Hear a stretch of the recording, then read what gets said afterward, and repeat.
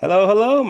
I'm Daniel. This is Chelsea, and I am bald, and I am excited that we officially got TJ Watt back in Pittsburgh. Let's You go. This know is a good what? day. I did notice that you were bald. I was wondering about that. Oh no, yeah. Yeah, so I just had to cut my hair at some point, but that none of that matters. The heat outside doesn't matter. The fact that I had to kill a bee in my apartment a couple hours ago doesn't matter. All I know what's matter is the black and gold has their best defensive player on their best player on their team for at least the next 4 years. I think he finished out this contract and then he starts his 3 year, $123 million contract, officially becoming the highest paid non-quarterback in NFL history. I'm sure you were just absolutely stoked when this news dropped. You texted me. You were like, "We did it!" I was like, "You did it!" It's one of those things where I knew it was going to happen, but there's always ever since the the Luka trade, and it's one thing like, oh, this is fake, and then you realize it's not fake. Like, oh, this is going to happen, and as time kept going and kept going and kept going, I'm like, this can happen sooner now. Let's not dawdle our time. Let's just have this happen, please. Now, do it. Yeah, you've had past trauma inflicted upon you from other sports teams you're a fan of. I mean, I'll be honest, I think most of the NFL assumed this was going to happen. But like you were saying, like over time, the anxiety starts to creep in, right? About we haven't done it. What if we're trading him? Are we not extending him? What if he retires and then we don't have anyone? It just starts to kind of creep in, and I know that feeling. So I'm glad that you guys got it done. It would have been an absolute monstrosity to not keep that man on the Steelers. He is the lifeblood of the Pittsburgh Steelers. It would have made no sense to have an all-in year and then Hmm. refuse to make sure your best at whatever. That's all your best athlete, your best player isn't there. And Right. I think I told my brother-in-law like when they first signed Aaron Rodgers, like this is probably another 9 to 8 year, but give me about 2 months. I'm gonna convince myself they're a Super Bowl contender. And I'm getting on my way there. I've gone from 9 and 8 to now I'm 11 and 6. Now we won the division in my head. And got a full month to Won the go. division, huh? Yeah. Hmm. Well, you know what? Lord knows the Bengals won't win the division because they No. still they still haven't signed their top pass rusher, and Trey Hendrickson, and now they're not even looking at. I don't even know what the heck's going on with their whole situation with Shamar Stewart. Like, I get the Bengals have a history of being kind of penny pinchers. They're kind of cheap. That's the reputation. And you figured after they signed Burrow, Jamar Chase, T. Higgins, like, okay, maybe they're trying to change the reputation, I guess. Maybe they're just thinking offense all is all that matters. And then you have okay. I'm not upset about this, obviously, I'm a Steelers fan. You have your Hendrickson is one of the five best defensive linemen in all football. Hmm. You had one of the worst defenses in football last year. Joe Burrow would Hmm. have been an MVP if you guys could just win two more games, in my opinion. Hmm. So not only are you going to make him mad and not resign him, now you're adding these weird clauses to Shamar Stewart for like because they are according to Mike Brown, the issue isn't the money. The issue is he wants to add these conduct detrimental clauses. Essentially, if you act up, then we can take away some of your money. I looked it up. Shamar Stewart doesn't have any off the field issues, like at all. So this is all new. They're trying to add this new. What are you doing? You have a bad defense. You need good defensive players. Why are you trying to annoy a first round talent as well as your best defensive player? This team, again, not complaining. That's one less team we have to worry about. But if I'm Joe Burrow, I'm just thinking, am I going to have another 40 touchdown season? We go like 8 and 9? If they're lucky with that defense. Man, it's like I feel bad for Cincinnati fans. Just like, man, this is unless something crazy happens. Because unlike with the Steelers, I don't know if this gets solved because Pittsburgh is a better running organization, and they've had time. And like TJ Watt had an issue when he first got his first contract, first major deal, where he held out a little bit. The Bengals could let this ride until who knows how long. And by that time, Stewart could go back to college for a year. Hendrickson, I could see him sitting out. He's an older player. He wants to get one last good deal done. Again, I just feel bad for Bengals fan because what's the unless you just have to hope Joe Burrow has like a 0-4 Peyton Manning, 0-7 Tom Brady like season for them to compete. Yeah, no, I think the whole situation is really interesting. Trey Hendrickson, poor Bengals fans, man. Like you said, I'm not upset because it takes someone else off my plate that I don't have to worry about, at least on defense.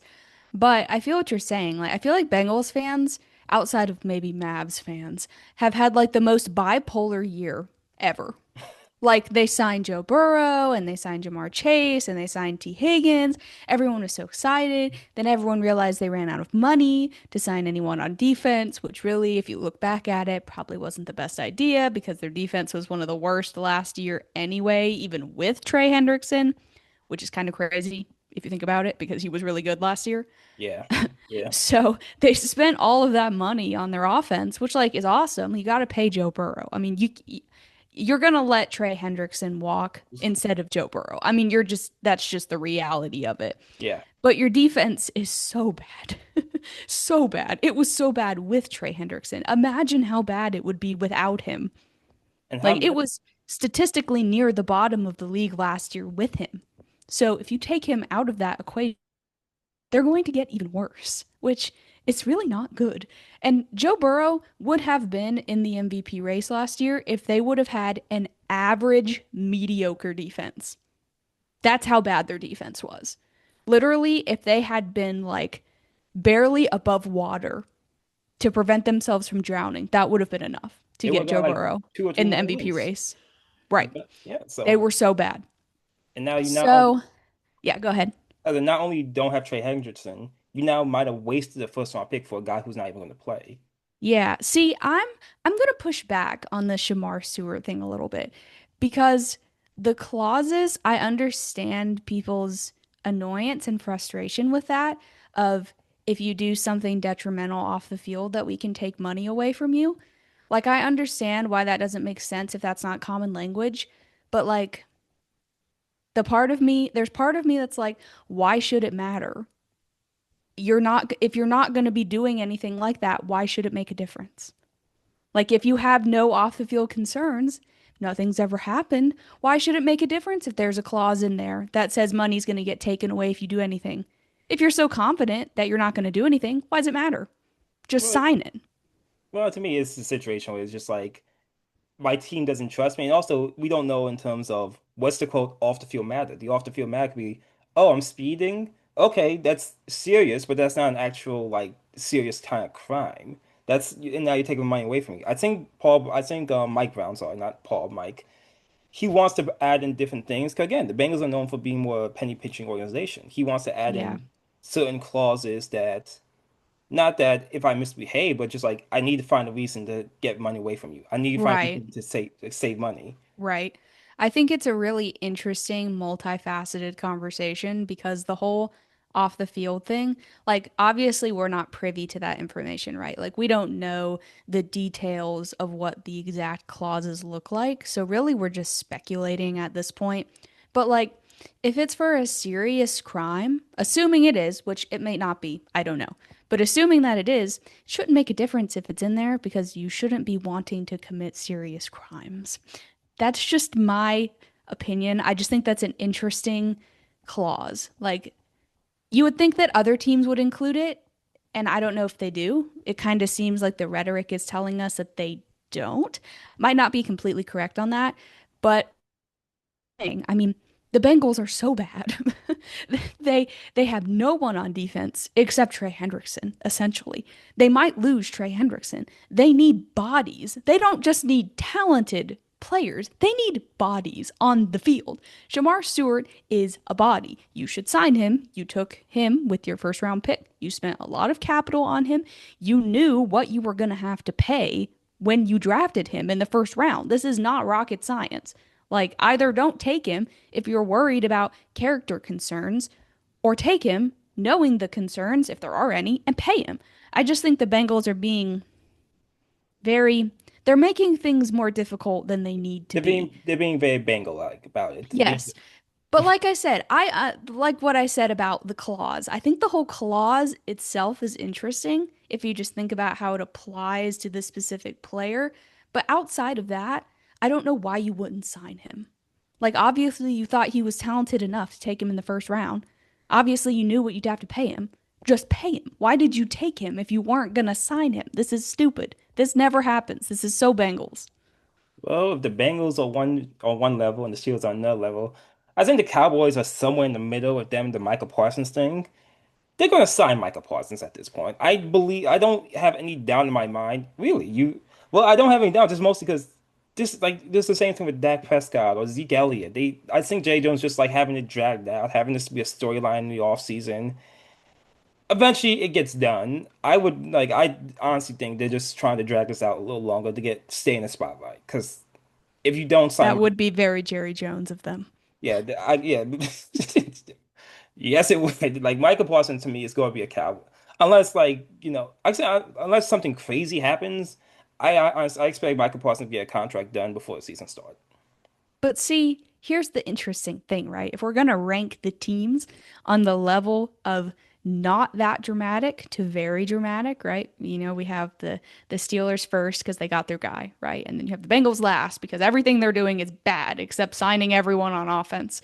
Then you have Dallas in the middle, but like it's so Dallas to do this. I feel like if you ranked the ownership of these three teams, that Dallas would be the worst. I don't think the Bengals would be that far off, but Jerry Jones is notoriously regarded as the worst owner in football. I mean, he doesn't even have a GM. He's the GM. He literally runs the entire team. I'm not going to lie to you. It would not shock me if Jerry Jones managed to mess this up somehow and Micah Parsons demanded to get out and started sitting. It would not shock me. That would be so Cowboys. I would like to think that they would spend the millions and millions and millions of dollars that they probably make on a monthly basis or a weekly basis to sign arguably their best player on their entire team. But what do I know? I'm not Jerry Jones, but I don't know how you don't re-sign him. He should have been re-signed way earlier than this. Like, you gotta do it. He's a top five defender. How do you not? Well, I'll say this: you may say arguably the best player. I think he's the best player at this point because kind of transition. Cowboys, as well as the rest of the NFL, has lost a lot of players to retirement this year. The Cowboys lost their two future Hall of Famer offensive linemen, Zach Mark and Tyron Smith, both to retirement. And that's not even getting to the rest of the league. Just in terms of Pro Bowl players who retired, I got the list right here. Derek Carr retired, Julio Jones, Patrick Peterson, Tyron Armstead, Jason Peters, Sam Hubbard, Brandon Grahams, Micah Hyde, Mason Crosby. I completely forgot he was in the league. Ryan Ramzaki. Hopefully I'm pronounced that right. Mitch Morris, um, Tyrann Mathieu, and Jimmy Graham, the Honey Badger, and Graham. They just retired this week. The Lions just lost their Frank. I always mention Frank. I knew Keanu Neal. Like this has been as an off season just. I think we, I, Brutal. I think you and I talked about this just earlier. Just like I can't remember a time this many Pro Bowl, All Pro, stars, superstar level players just all left retired at once, and it reminds us, they're getting older, we're getting older. Like Oh life goes gosh. on. Don't say that. You're younger than me. Trust me, this is much for me. Not No, that much younger. but like, yeah, it's the end of an era. Like all these players. I remember watching a lot of them in college, watching some of them, Yep. watching them in the pro. It's just like, These were players we grew up on in our preteen and teenage and college years. man, I just looking at these players. I was like Julio Jones. I feel somewhat bad for Julio Jones, the same way like in terms of Poor guy. all-time plays that no one's ever going to talk about because he lost the game anyway. Like it's up there with Tim Duncan making the crazy jump shot before Derek Fisher's point 0.4 seconds three. Who the guy in Seattle who made the crazy catch before the pick six, for the interception in the Super Bowl? That wasn't Doug Baldwin. That was Jermaine Kearse. You have and then Julio Jones making this insane sideline catch in the Falcons Patriots Super Bowl. And I said, that's the game. and then the Patriots won anyway. I'm like, oh man, no one's gonna That remember. was bad, dude. And Poor Julio. he was so good that game. That's a hope, but like just even like so much stuff happens. Like Derek Carr, his best season, his MVP season, and then he breaks his leg. I believe his second or third year in Oakland, back when the Oakland Raiders. It was against the Colts. Oh, was it? Oh yeah, that's I right. believe so. Yeah. No, that's That a was that was bad, dude. I was watching that game when that happened. It was really bad. he knew immediately too. Like as soon as it happened, you listen to like the NFL, like he was mic'd up. He said it's broken. He knew immediately, and I don't think he ever had a season as good as that. But he had a lot of good moments.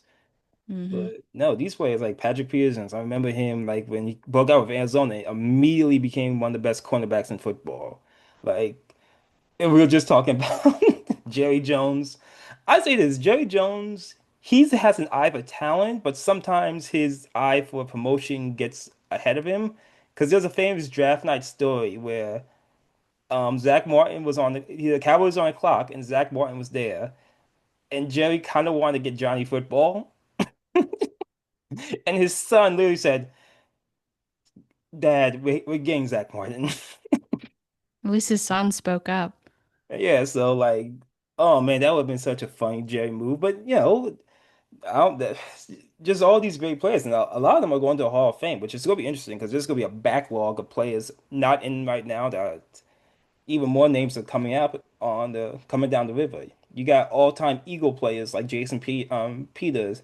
Brandon Graham got the strip sack on Tom Brady that iced the Super Bowl. That was awesome. Yeah, As someone who can't stand the Patriots, that was so awesome. I know you love that. I did. Not gonna lie. And then you got Jimmy Grant. Jimmy Grant's just an insane athlete. He just like did like some crazy I say Yeah. He like canoed across the Arctic Ocean or something. I'm like, dude, what are you as you do, doing? and then came back and said, "Now I'm retired." And like, you I was really? like, you Because it didn't sounds. think to do that I'm beforehand? thinking, really? Because you sound like you're athletic enough to still be doing something. Yeah. The honey I feel badger. like the most shocking person on this list who retired, because a lot of them were, older players at this point, veterans who were starting to hit a little bit of a decline, not because they weren't still talented, but because they were aging. I feel Yeah, like the most shocking one on this list has to be Frank Ragnow. The yeah. That Lions center, that dude was a beast, and he just called it quits out of nowhere. I believe he Even got. when the Lions are good, they still can't catch a break. I remember when he retired, they were trying to get a contract. I think he was only 29, and when they say he Yeah. retired, that must have hurt because they just lost both Mhm. their coordinators. They're trying to come They back. lost like what, 12 coaches? It was either them or I think it was them. I think it was them. They lost like 8, 9, 10, 11 It was like an alarmingly large amount of coaches. Literally, it was just Dan left. And then and not me, but the other one. And then they just lost a coach on offense because look, the center's Hmm. a vital part. So Yeah. I'm not sure how good the line's going to be, but it doesn't help losing this much talent and brain power. But Yeah. I'll tell you who the player on this list who inflicted the most trauma upon me is. 1000% has to be Sam Hubbard. You probably were not expecting me to say that. I don't know if you recall this game. Honestly, I don't even remember what year it was because I blocked it out of my brain because it was so traumatic. It was the first game of some year within the last 5 years. Colts played the Bengals. In the first game, we were driving down the field. We had like not that much time left. We were going to score and win the game. And Sam Hubbard picked us off on the 2 yard line. The scream that escaped my body. I was so mad. And ever since that has happened, every time I see him do something, I'm like, damn Hubbard. oh, like some of these players. Oh, that's the fun part. Like even looking back on some of these, I was like, oh yeah, these were great players. And then oh yeah, Sam Hubbard used to play the Steelers and used to get the assortment of Steelers quarterbacks they had, or even like That Patrick dude was Peterson. good. No, like all these players, like Patrick Peterson, he was his last year was in Pittsburgh, and I love Patrick Peterson, but you saw the decline, and but that's normal. That's like that happens. Same thing with even Jimmy Graham we were just talking about. I remember his last Mhm. few years, he was basically just a red zone target.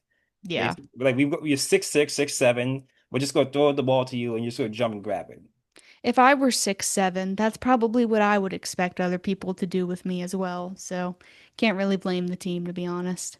And one last player that we actually technically has been retired for the past few years that that like just I guess came back to have retirement for a day was Philip Rivers. He retired officially as a Hmm. Charger. Yep. And Not as a Colt. No, just kidding.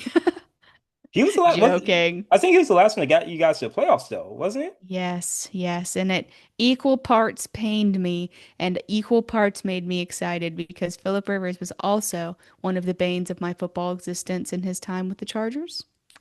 Hmm. So when he led us to the playoffs, I was like conflicted. I'm like, I don't like you, but we're in the playoffs. Like, this is great and not. I was having conflicting emotions. Well, same thing with me this year with Aaron Rodgers. And the last time the Steelers won the Super Bowl, Rodgers tore him up in 2011. But Rivers is Yeah. I like the fact Rivers is part of that draft class with Big Ben and Eli. He's Hmm. the same thing with like 84 with Jim Kelly, John Elway, and Dan Marino.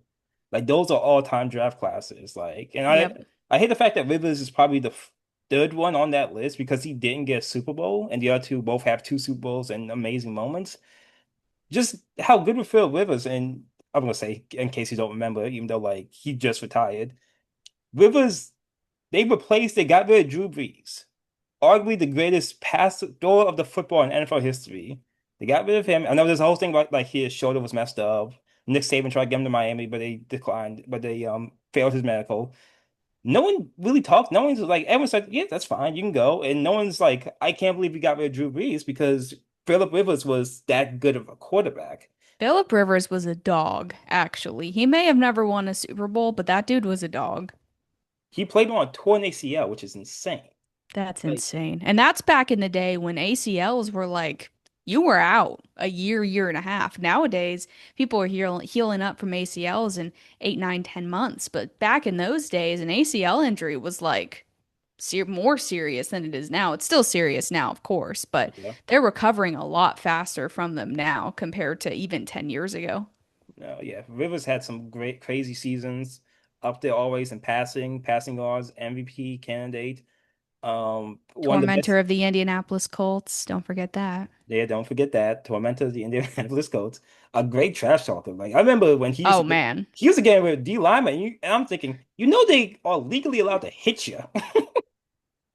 I know there's the famous clip of him. I don't know who he was playing, but it was like 80-yard touchdown or something, and he was running down the field, and then like there was the ref, and there was a defender, right?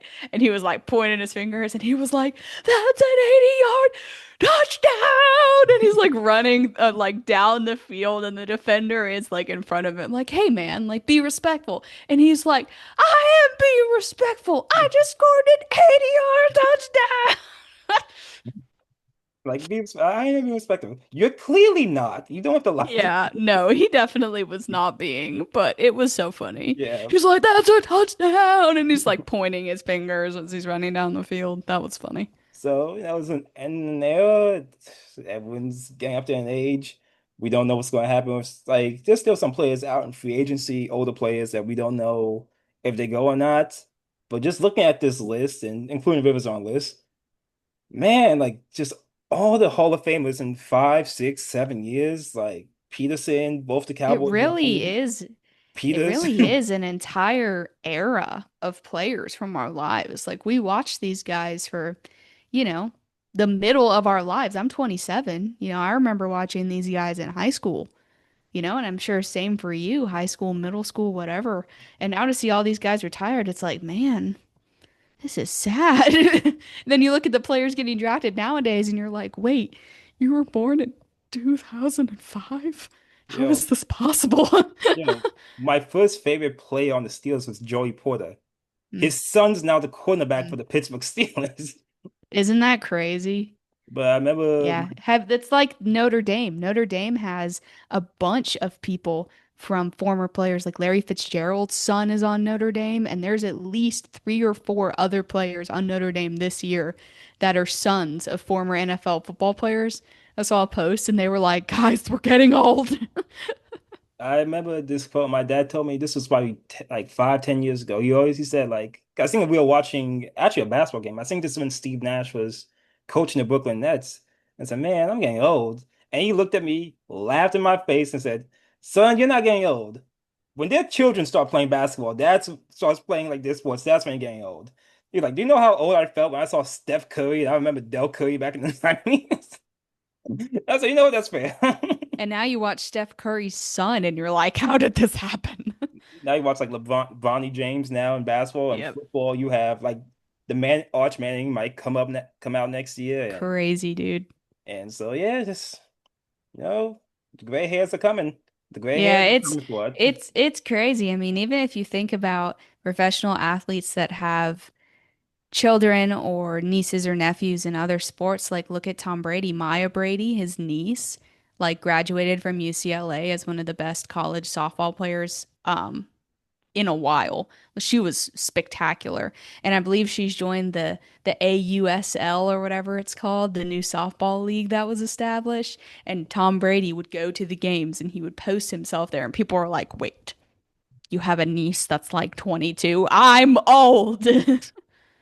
Well, all that being said, I'm gonna get fitted for a hearing aid. Chelsea's gonna get fitted, get her AARP card soon.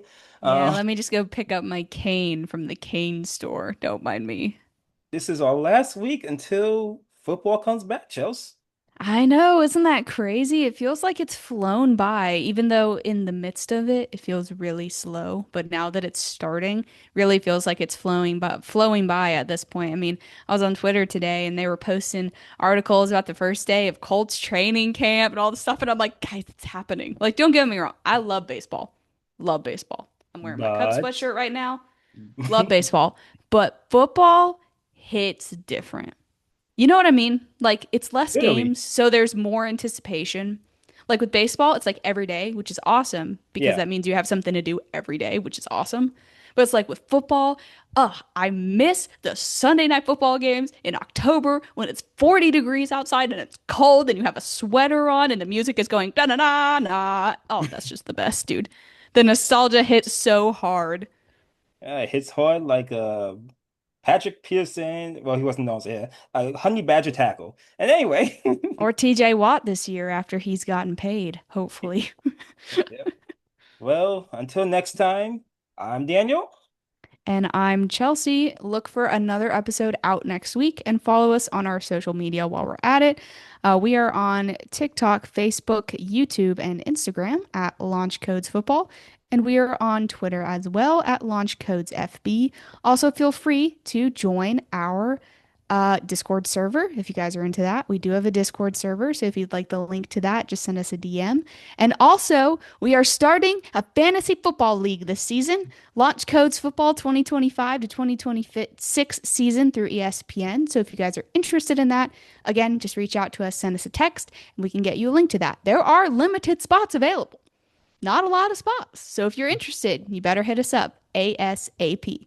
Have a good week, everyone. We got TJ Watt, everyone. Peace out. See ya.